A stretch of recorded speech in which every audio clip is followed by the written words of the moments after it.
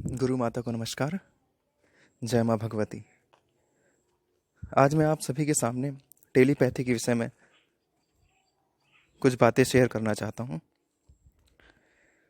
Telepathy इसका मतलब ये होता है कि जब हम बिना किसी माध्यम से, जैसे इस समय तो गैजेट्स चले हैं, गैजेट्स मोबाइल्स, मतलब मोबाइल है जिसके माध्यम से हम अपने विचारों को एक दूसरे से शेयर करते हैं, बातचीत करते हैं, और वीडियो कॉलिंग या अन्य माध्यम है। लेकिन टेलीपैथी होता यह है कि बिना किसी साधन से, जब उच्च स्तर के साधक अपने विचारों को आपस में शेयर करते हैं, अपने विचारों को बांटते हैं, तो वो जो विधा है उसे टेलीपैथी इंग्लिश में कहा जाता है।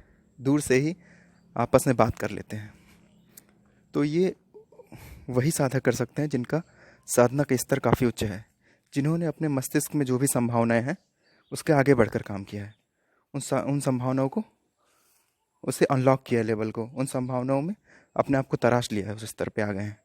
तो जो कोई भी दो साधक जो आपस में टेलीपैथी कर रहे हैं, उन दोनों का स्तर ऊंचा होना चाहिए, तभी एक ट्रांसमिट करेगा और दूसरा रिसीव कर सकेगा। मतलब एक अपने विचारों को मानसिक तरंगों के माध्यम से बाहर भेज सकेगा और दूसरा उस विचारों को डिकोड करके उसे समझ सकेगा कि ये क्या बात की गई है।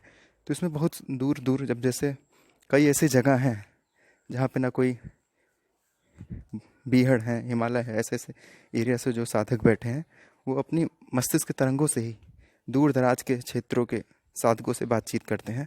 तो वो टेलीपैथी के अंतर्गत ही आता है। तो टेलीपैथी में एक साधक दूसरे साधक से, या एक साधक पूरे समूह से, या पूरा समूह एक साधक से, ये कई तरीक़ों से बातचीत होती है। तो ये इस तरीके से होता है। इसमें ऐसा नहीं होता कि कोई उच्च स्तर के साधक ने अपने विचारों को प्रेषित कर दिया तो जो हैं आपके मस्तिष्क में वो विचार ढक रहा है तो आप समझ गए कि क्या बात कही गई, क्योंकि आपका भी स्तर उसी स्तर का होना चाहिए, तभी आप उसको डिकोड कर सकते हैं, या आपका मस्तिष्क उन तरंगों को ग्रहण करके उसे समझ सकता है। क्योंकि आप वही समझिए कि एक रेडियो हो जिसमें एफएम बैंड ना दिया हो, तो क्या वो एफएम सिग्नल को पकड़ सकेगा? जब उसमें एफएम बैंड ही नहीं है, वो उसमें योग्यता ही नहीं है एफएम सिग्नल को पकड़ने की और उसे डिकोड करके फिर से आवाज़ में बदलने की, तो एफएम सिग्नल का करेगा क्या? तो वैसे ही जो उच्च स्तर के जो साधक होते हैं, जो मानसिक तरंगे वो भेजते हैं, अपने विचार से संप्रेषित करते हैं, उसको हम नहीं पकड़ सकते, क्योंकि हमारे अंदर वो योग्यता नहीं है, वो हमारे किसी काम की नहीं है। लेकिन जो दूसरा उच्च स्तर का साधक होता है, वो उन तरंगों को पकड़ करके उससे संदेश जान लेता है, उसके कानों में, उसके अंदर एक विचार आ जाता है कि हाँ, ये बातें कही गई हैं।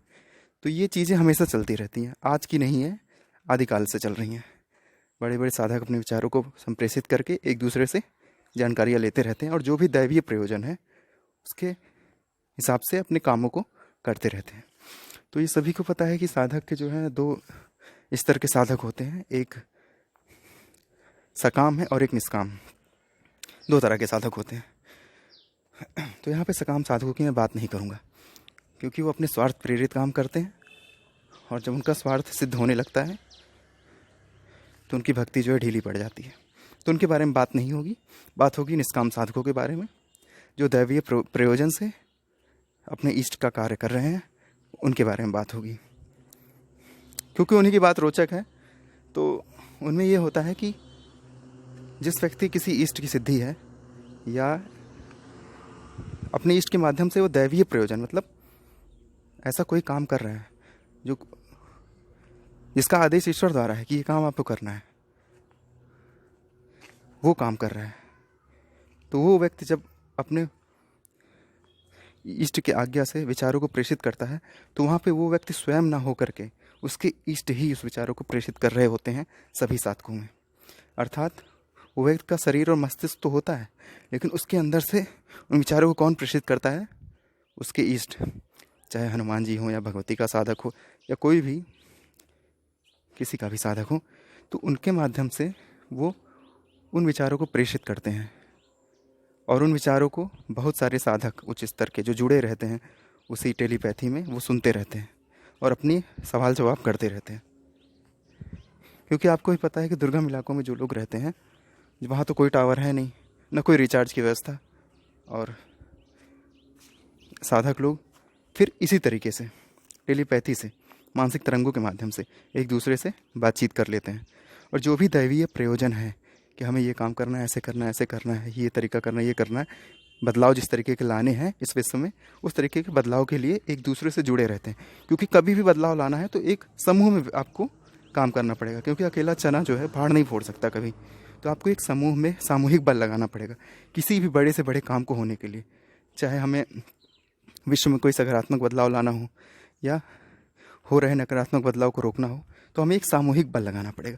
तो सामूहिक बल अर्थात सामूहिक तपोबल लगाना पड़ेगा, क्योंकि वहाँ साधक जा कर के जो है लड़ेगा तो नहीं, युद्ध तो नहीं करेगा, या क्योंकि जो उसका काम है वो वही कर सकता है।